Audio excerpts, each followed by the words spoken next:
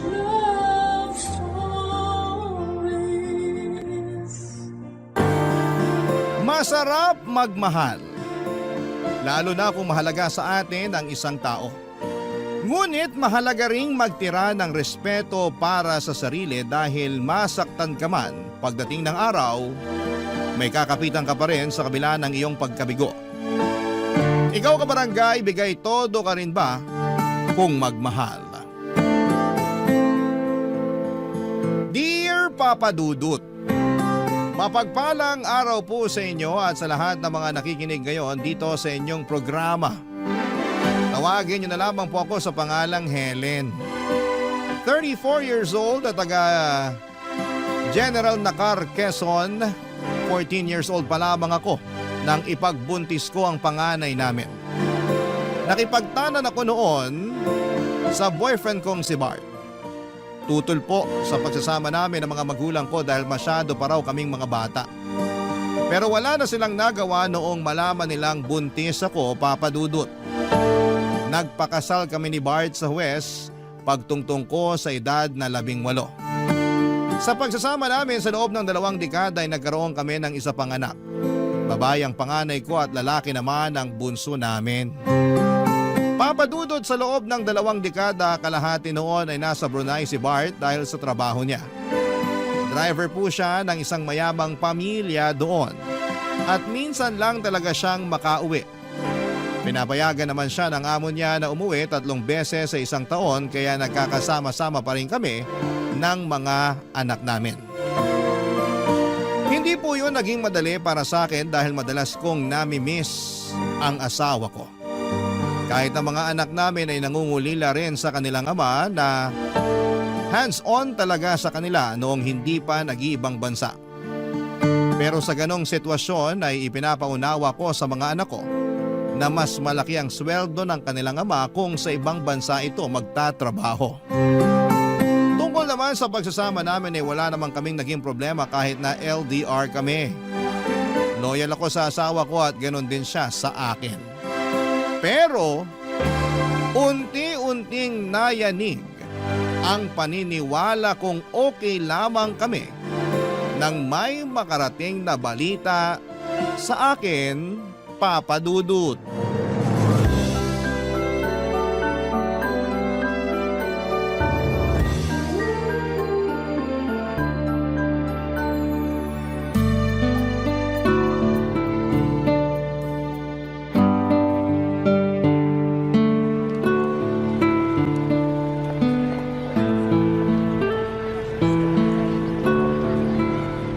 Nagkausap na ba kayo ng asawa mo?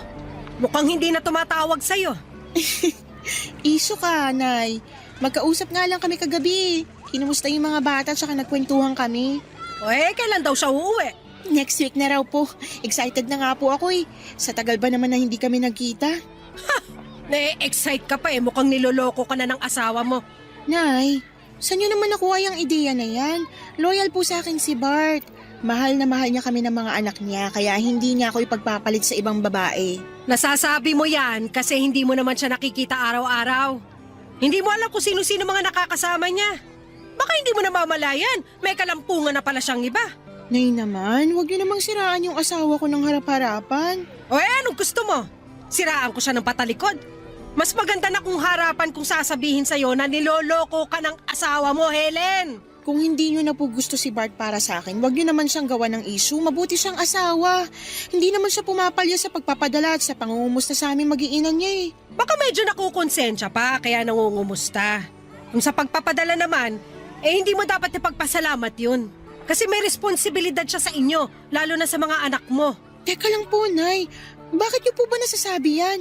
Hindi ba't sinabi sa'yo ng asawa mo na sa susunod na linggo pa siya uuwi? 2 araw na siya rito sa Pinas. Ano po? Kanino niyo naman nalaman? May nakapagsabi sa akin. Yung anak ng kaibigan kong galing sa Pasay. Nakita niya raw si Bart doon sa bahay na nadadaanan nila pa uwi. Kaya nga nagtanong siya sa akin kahapon kung lumipat na raw ba kayo kasi akala niya nandun na kayo mag-iina. Kaya doon na lang dumiretso si Bart. Baka naman niloloko lang kayo noon. Alam niyo naman kung gaano kadaling manira ng tao. Paano kung totoo? Bakit hindi mo tanungin yung asawa mo? Tama na po, Nay. Sinungaling yung nagkwento sa inyo, hindi pa nakakauwi yung asawa ko. Mukha akong pagtataasan ng boses. Kung ayaw mong maniwala sa sinasabi ko, bahala ka. Pero kapag ikaw na mismo nakahuli sa pagsisinungaling ng asawa mo, huwag mong ipapakita sa akin yung pag-iyak mo. Ang kulit nyo naman po kasi, Nay. Hindi nga po nagloloko yung asawa ko. Kung gusto nyo, tatawagan ko siya ngayon habang kaharap ko pa kayo. Huwag na. Mas mabuti kung kakausapin mo siya kapag nandito na siya. Tanungin mo ng harapan para hindi makapagsinungaling sa'yo. Sige po, Nay. Kakausapin ko siya at papatunayan ko po sa inyo na hindi totoo yung chismis na nasagap nyo. Sana nga. Ayoko rin naman mangyari na ngayon pa masisira yung pamilya ninyo.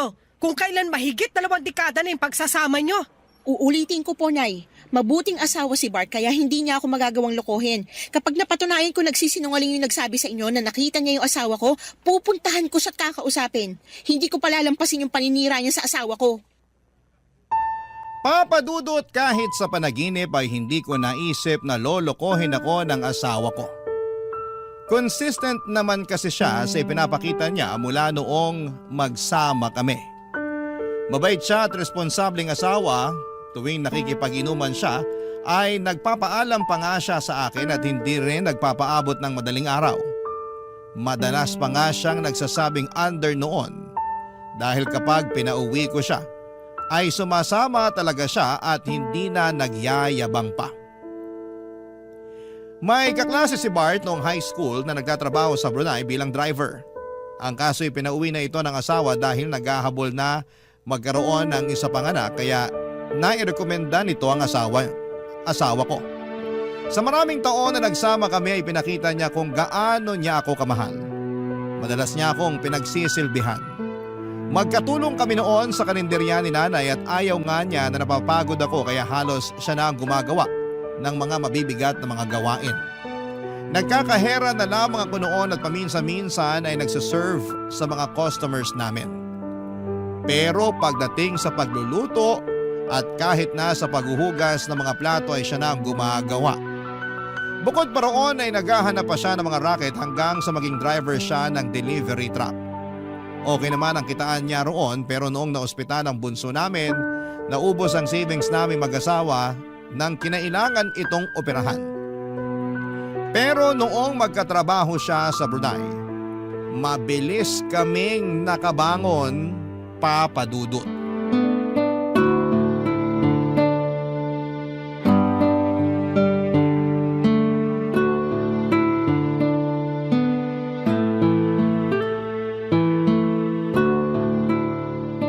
Mahal, namiss kita sobra. Tagal naman kasi nating hindi nagkita. Nandito na ako. At habang nandito ako, babahawi ako sa inyo ng mga bata. Nasaan nga pala sila? Nasa school pa, may pasok sila ngayon eh. Oo nga pala. Sinabi mo ba na ngayon ako darating? Siyempre hindi, gusto mo silang isorpresa, 'di ba? Oo, miss na miss ko na sila eh. Lalo na yung bunso natin. Tagal na nag-aaya na maglaro kami ng basketball. Siguradong matutuwa yun mamaya kapag nakita ka niya. Nga pala, kamusta si nanay? Nakasalubong ko siya kanina dyan sa labas ah. Binati ko pero hindi ako pinansin. Galit pa siya sa akin? Ha? Baka bad mood lang yun si nanay, pagpasensyahan mo na. Nakakapanibago lang kasi. Dati naman, kinukumusta niya pa ako tuwing nagkikita kami sa labas. Ay nako, kakausapin ka rin ni nanay. Wrong timing ka lang talaga. Teka, kumain ka na ba? Oo, kumain na ako kanina. Ikaw, kamusta ka naman? Hindi ka ba nahihirapan sa mga gawain dito? Sus, makapangumusta ka naman. Parang hindi tayo nag-uusap sa video call. Siyempre okay lang naman ako, kayang-kaya ko pa mga gawain dito. Bakit parang nakukulangan ka pa? Yun na nga. Nakukulangan din ako kaya parang kailangan ko na ng bagong aalagaan. Total, nandito ka na. Anong ibig mo sabihin? Mahal, gusto ko na ulit magbuntis. Ano? Gusto ko ng isa pang anak. Malalaki na kasi mga anak natin eh. Mahal naman, baka naman naiinip ka lang kaya mo naiisip yan. Saglit lang ako rito. Sino sasama sa'yo tuwing may check-up ka? O kaya pag nanganak ka na? Nandito naman si nanay. Pwede niya akong samahan. Tsaka siya rin naman yung nag-aasikaso sa akin nung nanganak ako, di ba? Oo, pero busy na si nanay sa karinderya. Nakakaya naman kung maaabala pa siya. Baka sabihin niya pa, ako yung asawa mo pero hindi malaki kita masamahan. Nasabi ko na to kay nanay. Kahit na. Bakit parang ayaw mo? Hindi naman sa ayaw. Parang hindi lang maganda yung timing. Eh kung hindi ngayon, kailan pa mahal? Kung kailang hindi ko na kaya, ganun ba? Pwede naman sa ibang taon. Wag lang muna ngayon. Pagbigyan mo na ako, sige na naman mahal. Gusto ko lang talagang maranasan ulit na may alagang baby. Pero gusto ko ring makasama mo ko sa pagbubuntis mo. Para masubaybayan ko yung anak natin hanggang sa paglabas niya. Pwede naman kitang laging i-update. Madalas naman tayo magka-video call, di ba? Oo, pero iba pa rin yung nakikita ko kayo ng malapitan. Para may magawa man lang ako para sa inyo. May magagawa ka naman eh. Sinusustentuhan mo naman kami tsaka lagi ka rin nangungumusta. Sapat na sa akin yun. Mahal, please naman, makinig ka sa akin. Wag na muna ngayon, okay?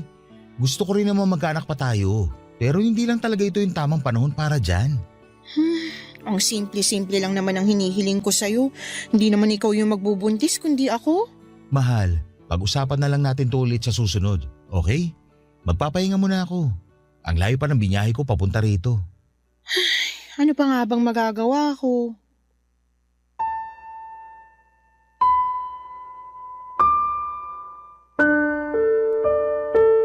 Papadudot nagulat ako sa hindi pagpayag ni Bart na magkaroon kami ng anak. Samantalang siya pa ang humihiling sa akin na sundan na ang bunso namin noong huling uwi niya rito sa Pilipinas. Hindi ko alam kung ano ang nakapagpabago ng isipan niya. Tinanong ko naman siya ulit pero iisa lang talaga ang sagot niya. Hindi pa raw yun ang tamang panahon para magkaanak kami, Papa Dudut. Pinanindigan niya po ang katwiran niyang yon, kaya naman hindi na rin ako nagpumilit pa. Inisip ko na lamang na pwede pa rin naman talaga sa susunod na taon. Nang makauwi si Bart, akala ko ay madalas na kaming makakapag-bonding. At susulitin talaga niya yon, yung oras na kasama kami pero hindi po ganon ang nangyari. Nung unang 2 araw ay nakipaglaro pa siya ng basketball sa bunso namin. Nagluluto rin siya sa bahay at naglalambing din sa akin. Pero mula nung 3 araw niya sa amin ay palagi na siyang umaalis. Ang paalam niya, may importanteng lalakarin lang daw at sa susunod na pag-alis niya, sinabi niyang tutulungan niya lang daw ang kumpare niya sa pag-aasikaso ng requirements para makapagtrabaho din sa Brunei. Papadudot na unawaan ko naman yon dahil may tumulong din naman sa kanya noong kaya hinayaan ko lamang siya. Pero noong araw-araw na siyang umaalis ay doon na po ako nagduda sa mga ginagawa niya, Papadudot. Barangay Love Stories. Barangay Love Stories. Papadudot ng minsang umalis si Bart ay sinundan ko na siya. Nakita ko siyang dumiretso sa terminal ng bus sa Infanta papunta sa Maynila. Wala po siyang dalang gamit maliban sa chest bag na lagi niyang daladala tuwing umaalis siya. Hindi pa noon nakakakyat ng bus si Bart kaya nagpa siya akong tawagan siya para malaman kung magsisinungaling siya sa akin o hindi. Tumawag ako at sumagot naman siya. Tinanong ko kung nasaan siya ng mga sandaling yon pero nagulat ako ng ibang lokasyon ang sinabi niya sa akin. Malinaw na nagsisinungaling noon ang asawa ko. At dahil doon ay may mas nadagdagan pa ang pagdududa ko sa kanya. Hindi nga nagtagal ay nakumpirma kong niloloko na ako ng asawa ko. Noong pabalik na siya sa Brunei ay hindi na siya nagpahatid sa airport kaya mas lalo akong nagtaka. Dati naman kasi ay pinapasama pa niya ang 2 naming anak tuwing inihahatid ko siya. Pero nagdahilan siya na masyado raw siyang malulungkot kapag sumama kami roon. Pero kahit na hindi niya kami pinasama ay sinundan ko siya, Papadudot. Hindi niya namalayan na nakasakay lang kami noon sa isang bus papunta sa Maynila. At laking gulat ko noon nang pagdating niya sa terminal ay may babaeng sumundo sa kanya. Nakakotse pa yung babae. Maganda siya at may katangkaran din pero mukhang mas matanda pa siya sa akin. Hindi ko na sila nagawa pang sundan nang makita ko mismo kung paano siya hinalikan ng asawa ko. Hindi na ako nakakibo sa kinakatayuan ko ng mga oras na yon. Napaluha na lamang ako nang mapagtanto ko kung bakit may nagbago sa pakikitungo ng asawa ko sa akin at sa mga anak namin.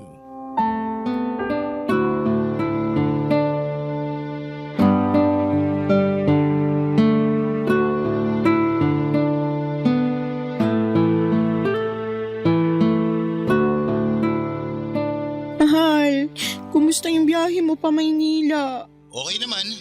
Safe naman ako nakarating dito sa airport. Sa airport? Sana nga isinama ko kayo eh. Ngayon pa lang namimiss ko na kayo ng mga anak ko. Talaga? Oo naman mahal. Bakit parang hindi ka naniniwala? May dahilan ba para hindi ako maniwala sa'yo? Ano ba yung pinagsasabi mo? Siyempre wala. Sigurado ka? Mahal, ano ba to? Parang iba na yung tono mo ah. May gusto ko ba sabihin sa akin? Wala. Wala, pero ganyan ka naman makapag-usap. Ikaw, wala ka bang sasabihin sa akin? Ay, mahal. Pwede bang diretsahin mo na lang ako? Ang hirap kasi ng ganito na parang manguhula pa ako kung bakit ka nagkakaganyan. Nasaan ka ngayon? Nandito sa airport. Pwede bang mag-selfie ka ngayon? Ha? Maraming tao rito. Nakakahiya. Kailan pa naging nakakayang mag-selfie sa airport? Ginagawa mo naman yan dati ah. Mahal naman. Ano bang mahirap sa hinihiling ko sa'yo? Selfie lang naman, 'di ba? Hindi kasi pwede. Bakit hindi pwede? Baka naman kaya ayaw mo kasi wala ka naman talaga sa airport. Paano mo naman nasabi yan? Pwede ba? Huwag ka nang magmaang-maangan. Akala mo ba hindi ko malalaman na next week pa talagang flight mo? Ano? Hindi ka makasagot kasi totoo yung sinasabi ko? Oo, totoo. Wala rin naman point kung magsisinungaling pa ako. Wala ako sa airport. Nandiyan ka sa babae mo, di ba?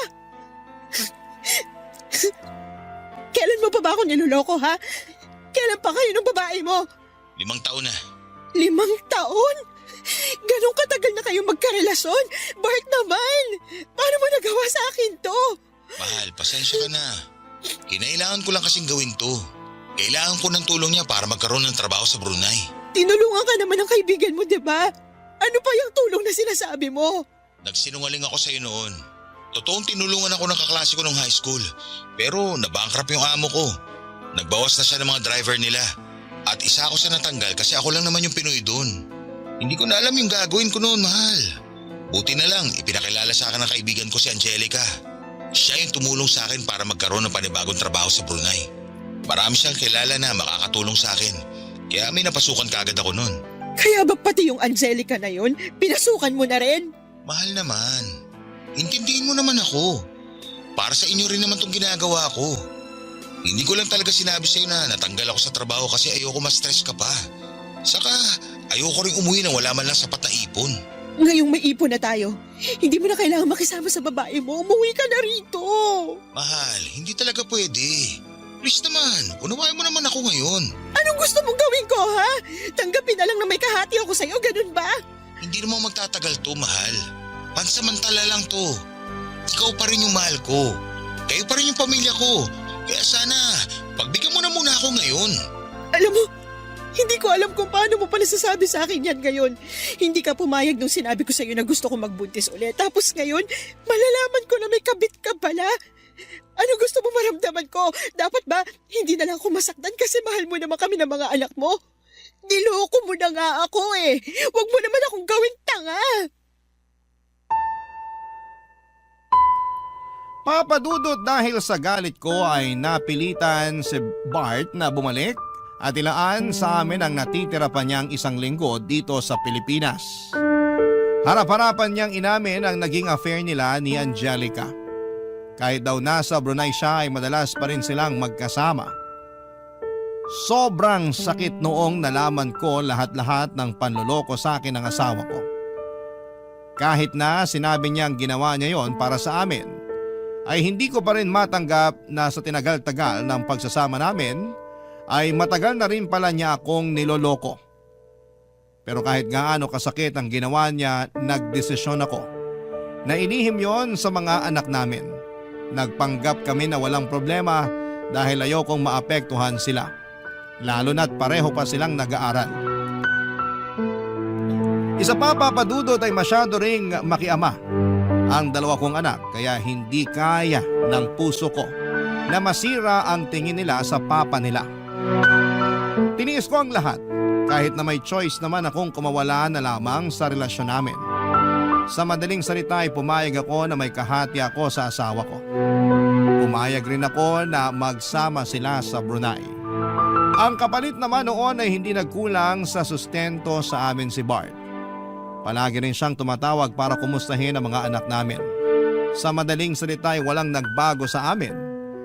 Kahit pa alam ko na may kabit siya, Papa Dudut.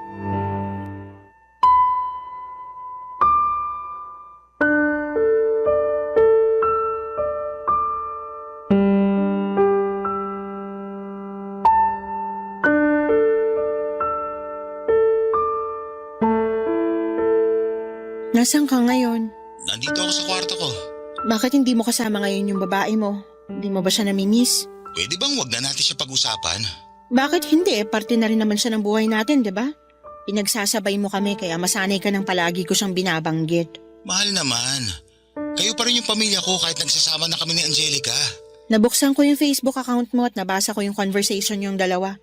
Akala ko ba, kailangan mo lang siya. Bakit may I love you ka na sa kanya? Umamin ka nga sa akin. Mahal mo na ba siya? Oo, mahal ko na rin si Angelica. Sa 5 taon na magkasama kami, posible namang wala akong maramdaman. Kaya ba wala ka ng balak na hiwalayan siya? Wala naman ako sinasabing ganun. Ang ibig ko sabihin, hindi ganun kadali na hiwalayan siya gaya ng gusto mo. Isipin mo naman yung pinagsamahan natin. 22 years, Bart. Sasayangin mo lang yan para sa Angelica na yon. Wala naman kayong anak kaya wala kang responsibilidad sa kanya. Mas matagal mo akong nakasama. Isipin mo naman yun. Alam ko naman lahat ng yan at hindi ko rin nakakalimutan. Sinabi ko naman sa'yo, di ba? Mahal na mahal pa rin kita. Pero hindi pwedeng dalawa kaming mahal mo. Hindi pwedeng dalawa kami na inuuwian mo. Naiintindihan mo ba? Kaya darating pa rin ang araw na kakailanganin mong pumili sa amin. At alam mong hindi ako papayag na hindi kami yun. Kayo pa rin ang pipiliin ko, alam mo yun. Pero hindi ko pwedeng gawin yan ngayon kasi hindi pa nakakatapos yung mga anak natin. Anong ibig mong sabihin?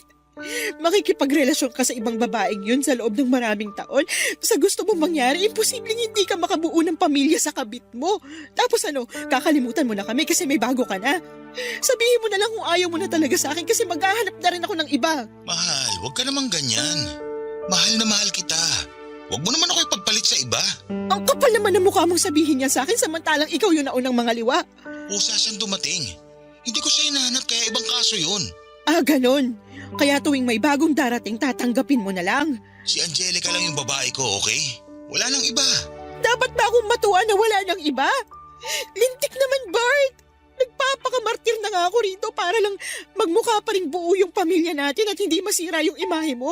Tapos ganyan pa yung maririnig ko mula sa'yo. Ano bang gusto mong gawin ko para maniwala kang kayo pa rin ang pipiliin ko? Anakan mo ko. Yun lang ang gusto kong mangyari. Wala na akong pakialam kahit magsama kayo ni Angelica. Sige, payag na ako. Pagka-uwi ko ng Pilipinas, sisiguraduhin ko na magkakaanak ulit tayo. Tungkol naman sa sustento, kailangan mo ring dagdagan yun at hindi ka pwedeng pumalya. Wala tayong magiging problema pagdating sa sustento. Hindi ako magkukulang sa inyo. Mabuti kung ganun. Pero sana wag mo na akong pilitin makipaghiwalay kay Angelica. Hihiwalayan ko siya kapag natapos na yung mga anak natin sa pag-aaral. Pero sa ngayon, magiging patas ako sa inyo.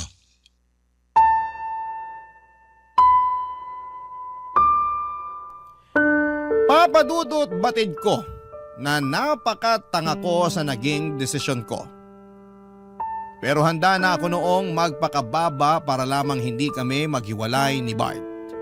Hindi lang dahil mahal na mahal ko pa rin siya kundi dahil hindi ko kayang makita na pinagtatawanan ako ng ibang tao. Sa dahilang ipinagpalit ako ng asawa ko sa ibang babae sa kabila ng 22 years naming pagsasama. Kumapit pa rin ako sa relasyon namin dahil alam kong may nararamdaman pa sa akin si Bart. Yun na lamang kasi ang pinangahawakan ko, Papa Dudut. Binantaan ko lang siya na maghahanap din ako ng iba pero ang totoo ay hindi ko naman po talaga kayang gawin yon. Pero kung gugustuhin ko lang ay hindi naman po ako mahihirapan. Hindi naman sa pagyayabang ay madali lamang sa akin na magkaroon ng bagong partner. May nanliligaw po kasi sa akin noon. Navy po siya at may kaya sa buhay. Pero dahil loyal ako sa asawa ko ay hindi ko siya in-entertain. Papadudot dahil pinagbigyan ako ni Bart sa kagustuhan kong magkaroon ulit ng anak, ay nagpakamartir na naman ako sa kanya.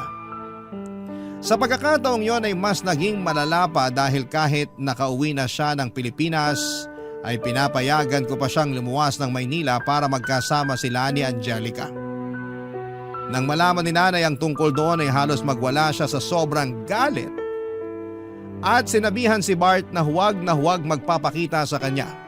Hindi rin nagustuhan ni nanay ang ginawa ko pero dahil sa pagmamahal niya sa akin bilang anak ay dinamayan pa rin niya ako sa mga kagagahan ko, Papa Dudut.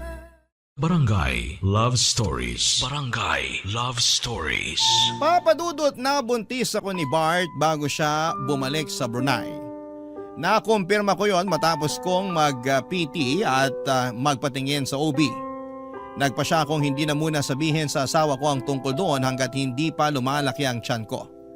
Naunang makaalam si nanay at ang mga anak ko pero sinabihan ko sila na huwag munang babanggitin kay Bart. Akala naman ng mga anak ko ay ginawa ko yon para isorpresa ang tatay nila kaya na-excite pa sila nang sabihin ko yon. Ang hindi nila alam ay plano kong gamitin ang pagbubuntis ko para makasama na talaga ng pagmatagala ng asawa ko. Sa madaling salita ay gusto ko na siyang pauwiin ng mga panahong yon. Akala ko kasi noon kapag naibigay na sa akin ni Bart ang gusto ko ay makakampante na rin ako. Pero tuwing naiisip kong mas madalas silang magkasama ni Angelica ay nagngingit-ngit ang kalooban ko, Papa Dudut. Parang gusto ko na lamang bawiin si Bart at pilitin ang makipaghiwalay sa kabit niya. Sa 7 buwan ng pagbubuntis ko ay saka pa lang ako nagpasyang sabihin kay Bart ang tungkol doon. Excited pa naman akong ibalita yon sa kanya pero naunahan kaagad niya ako sa ibabalita niya, Papa Dudut.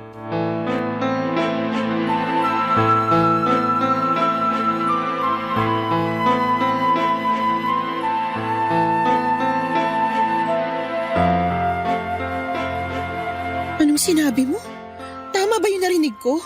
Buntis si Angelica? Oo, mahal. Kahapon ko lang nalaman. 3 buwan na raw. Hindi siya pwede mabuntis! Alam ko magagalit ka pero mahal, nandito na to eh.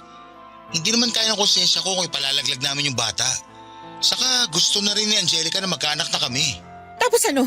Kasal na yung susunod niyang hihilingin sa'yo. Ang kapal naman ng mukha ng babaeng yan.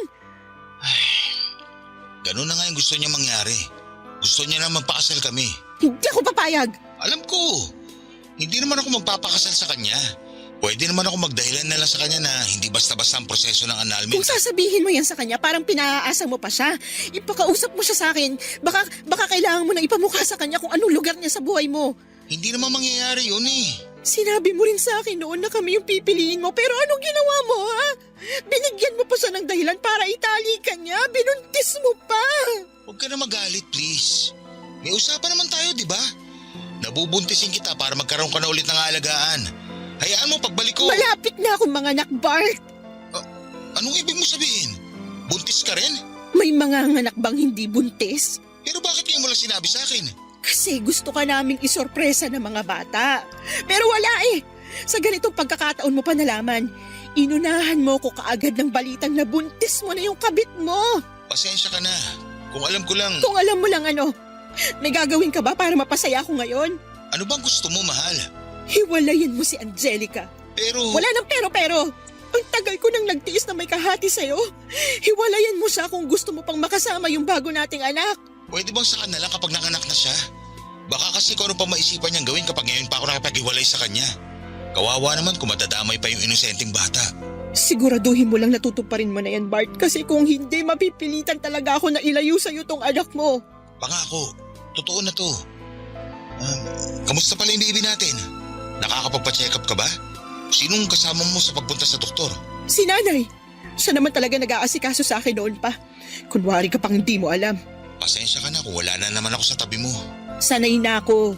Kaya hindi mo na kailangang humingi ng pasensya. Lalaki ba yung anak natin? Oo. Talaga? May naisip ka na ba ipapangalan sa kanya? Wala pa. Pwede bang ako na lang magpangalan sa kanya? Hindi mo na kailangang hilingin sa akin yan kasi ikaw naman yung ama nitong dinadala ko. Sige, mag-iisip ako na ipapangalan sa bunso natin. Sana pag-isipan mo rin yung pag-uwi mo rito sa panganganak ko. Mahal, alam mo naman na hindi ako basta-basta makakauwi, hindi ba? Baka naman ayaw mo lang talaga. Yan ka na naman eh. Basta titingnan ko. Pero kung sakaling hindi ako makakauwi, pahingi ako ng mga picture ni baby pagkapanganak mo sa kanya. Kahit yun lang, mahal.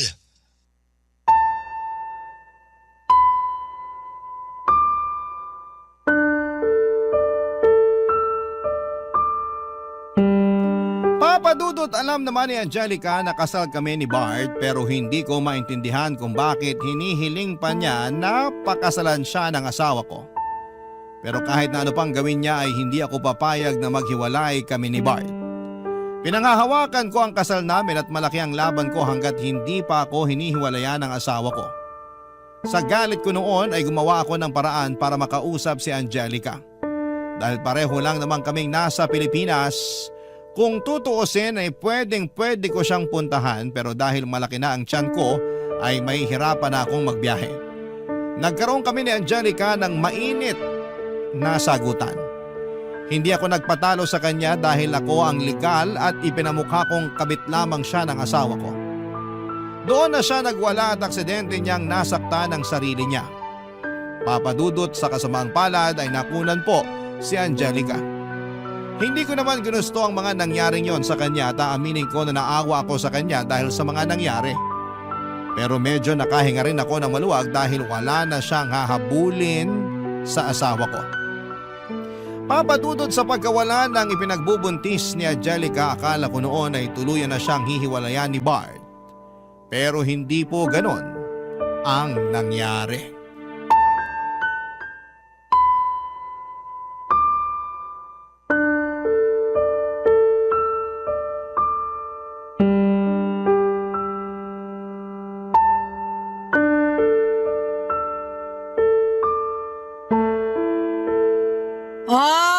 Anong sinabi ko sa'yo? Nung una pa lang, sinabihan na kitang niloloko ka ng asawa mo pero ayaw mo maniwala. Ipinagtatanggol mo pa siya. O tapos ngayon ano? Ginawa ka lang niyang tanga. Oo na po, Nay. Tanga na ako kung tanga pero mahal na mahal ko po si Bart. Ama pa rin siya ng mga anak ko. Ama siya ng batang nasa sinapupunan ko ngayon. Kaya hindi ako papayag na maghihiwalay kami dahil sa Angelica na yun. Ako lang dapat yung mahal niya, Nay. Ako lang. Kahit hindi ka pumayag na maghiwalay kayo, kung hindi ka na kayang panindigan ng asawa mo, wala na ring silbi ang pagpapakamartir mo. Ano bang kailangan kong gawin para matauhan ka? Masyado mo nang ibinabay ang sarili mo para lang sa isang manlolokong asawa? Pero, Nay, kahit naman niloko niya ako, hindi pa rin niya kami pinabayaan. Mahal niya pa rin ako. Tanga! Hindi na pagmamahal yung ginagawa niya sa'yo. Pinaglalaroan ka na lang ni Bart. Alam ko po, Nay. Alam ko po. Pero tiniis ko na ang lahat para sa mga bata. Ayoko malaman nila na hindi na kami maayos ng papa nila. Ayoko ring malaman na may ibang babae si Bart kasi baka mawala yung respeto nila sa kanya. Naririnig mo ba yung sarili mo? Helen naman! Kaya ka biniyayaan ng utak para gamitin mo sa mga desisyon mo sa buhay at hindi para magpakatanga lang sa isang lalaki. Kung ako yung mga anak mo, kapag nalaman kong ganyan kakamartir, baka mawalan na rin ako ng respeto sa'yo. Hindi na kasi pagmamahal ang tawag sa ginagawa mo. Isang malaking kagagahan. Naiintindihan mo ba? Pero, Nay, wala kasi kayo sa posisyon ko kaya nasasabi niyo yan. Hindi ko gugustuhin malagay sa posisyon mo. At kung sakali man, hindi ko hahayaan yung asawa ko na mga bet habang kasal pa kami. May anak din naman po kayo. Bakit hindi niyo ako maintindihan? Alam ko, pero matino yung tatay mo. At ikaw, malalaki na yung mga anak mo. Hindi na sila mga paslet na hindi pa kaya umunawa ng sitwasyon. Kung sasabihin mo sa kanila yung totoo, hindi mo na kailangan magtiis sa asawa mo. Kung hihiwalayan ko siya, mas mapapadali lang sa kanilang lahat. Ayoko siyang hiwalayan, hindi lang dahil sa mahal ko pa siya, kundi dahil ayoko maging masaya sila ng kabit niya. Hindi ko ibibigay yung gusto nila, Nay. Niloko na nga nila ako, tapos bibigyan ko pa sila ng dahilan para maging masayang pamilya. Kahit anong pilit ng babaeng yun na makuha yung asawa ko, latak pa rin lahat ng mapupunta sa kanya kasi ako yung legal na asawa. Hindi naman tatagal yung pagsasama nila kung hindi mo hinayaan. Imbis na kastiguhin mo yung asawa mo, nagpabuntis ka pa ulit? Paano kung tuluyan ka na niyang iwan, ha? Sino nga ako sa bata? Hindi niya po gagawin yun. Kahit nagawa niya mga bet, mahal na mahal pa rin niya yung mga bata. Baka naman sila na lang talaga yung habol sa'yo ng asawa mo. Pero ang totoo, kating-kati na siyang hiwalayan ka at natatakot lang siya sa pwede mong gawin. Uulitin ko, Nay. Mahal ako ng asawa ko, kaya huwag niyo nang ipilit yung sinasabi niyo. Sige, bahala ka sa gusto mong isipin. Total, sarado naman yung isip mo. Lahat ng sasabihin ko, hindi mo rin naman tatanggapin. Kahit ano pang sabihin niyo, hindi ko siya hihiwalayan.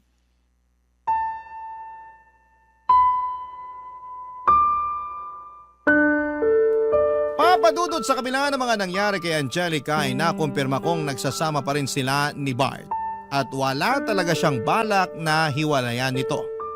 Hindi nga nagtagal ay hiniling na rin niya papadudot na maghiwalay kami. Tama si nanay. Mga bata na lang talaga ang habol sa akin ng asawa ko. Nangako naman siya na hindi siya magkukulang sa suporta niya sa mga bata. Lalo na sa batang nasa sinapupunan ko sa ngayon. Humihiling siya ng annulment at willing daw gumastos si Angelica para doon. Pero hindi ako pumayag. Hinayaan ko silang magsama gaya ng gusto nila pero hindi ko hinayaang mawala sa akin ang titulo bilang legal na asawa. Batid kong mas lalo ko lang ginagawang komplikado ang sitwasyon namin. Pero ayoko magmukhang talunan kay Angelica. Kaya nangako ako na hanggat nabubuhay ako ay mananatili pa rin siyang kabit ng asawa ko. Hanggang sa ngayon ay hindi pa rin alam ng mga anak ko na sira na ang relasyon namin ng tatay nila. Kaya gusto ko sanang samantalahin ang pagkakataong ito para makahingi ng payo sa mga tagapakinig ng inyong programa, Papa Dudut. Kung dapat ko pa bang sabihin sa mga anak ko na gusto ko nang makipaghiwalay or gusto nang makipaghiwalay sa akin ng papa nila. At kung tama ba na hindi ko hiwalayan si Bart kahit desidido na siyang sumama sa kabit niyang si Angelica.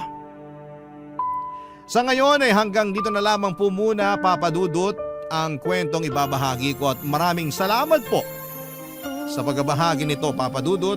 At gayon din sa lahat ng bumubuo ng Barangay LS. God bless and more power sa inyong programa. Ang inyong forever kapuso at ka-barangay, Helen. Barangay Love Stories. Barangay Love Stories. Nalilito pa rin sa life ang ating kabarangay. Ano kaya ang maipapayo mo sa kanya? Ibahagi mo yan sa ating comment section para mabasa rin niya. Nagustuhan ng iyong napakinggan? Ituloy yan via live stream sa www.gmanetwork.com/radio.